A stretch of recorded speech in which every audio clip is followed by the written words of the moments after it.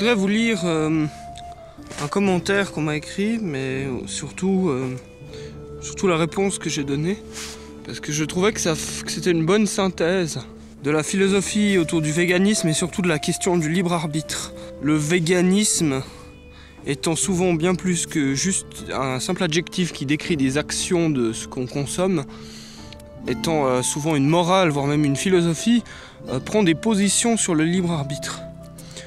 Alors si vous considérez vegan et que du coup vous n'êtes pas d'accord avec ce que je dis, bah c'est juste que c'est pas un texte qui parle de vous en fait. Enfin, je crois. Bref. Alors.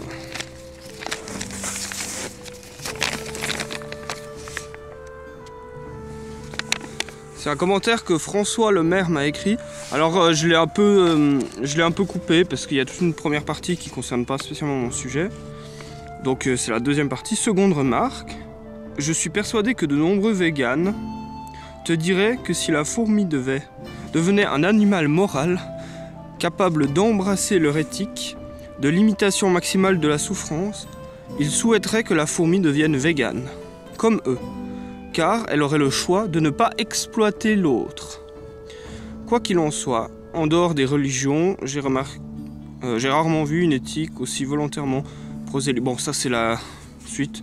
Et ce qui est important, c'est vraiment ce passage où il parle des fourmis. Il dit que si les fourmis avaient... Il dit que certainement, selon les véganes, si les fourmis avaient le choix de ne pas attaquer les pucerons, eh bien, ou de ne pas attaquer les autres animaux, si elles avaient le choix, les véganes diraient bah il faut qu'elles deviennent véganes, elles aussi. Et donc, voilà ce que je réponds.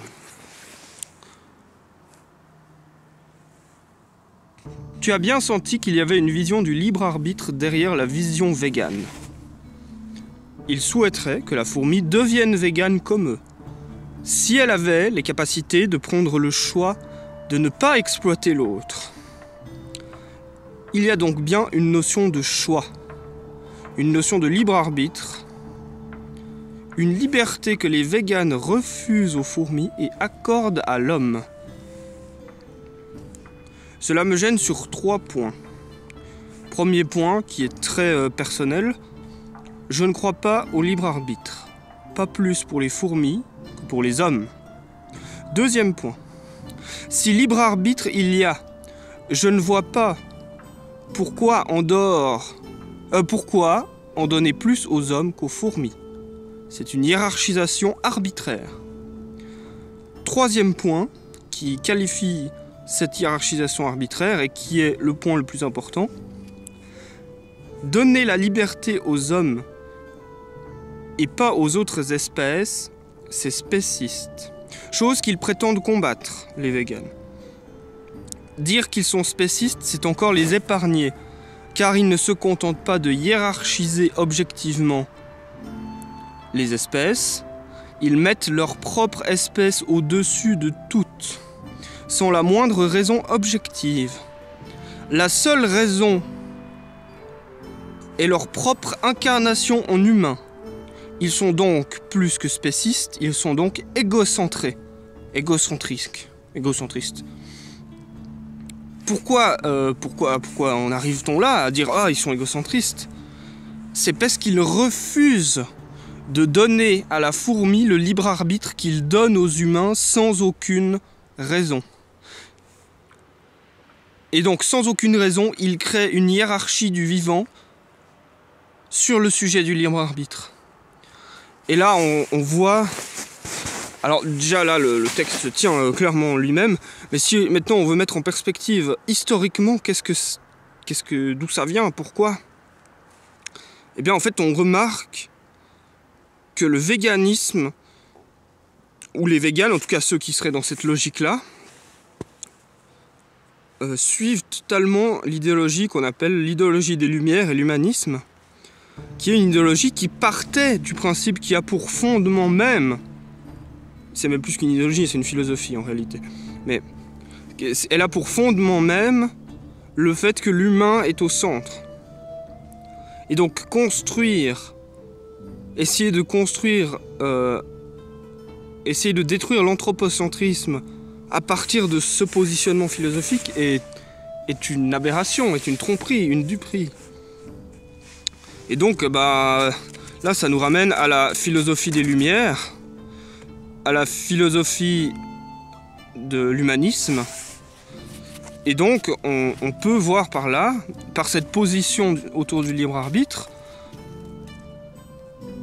que les véganes refusent le libre arbitre des fourmis et l'accordent aux hommes.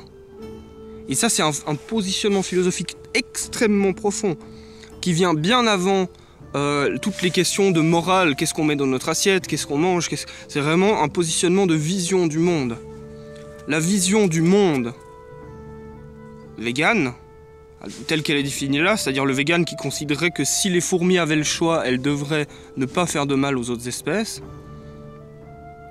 Et c'est cette vision qui vient me dire, par exemple en commentaire, oui mais les fourmis n'ont pas le choix, alors que nous on a le choix.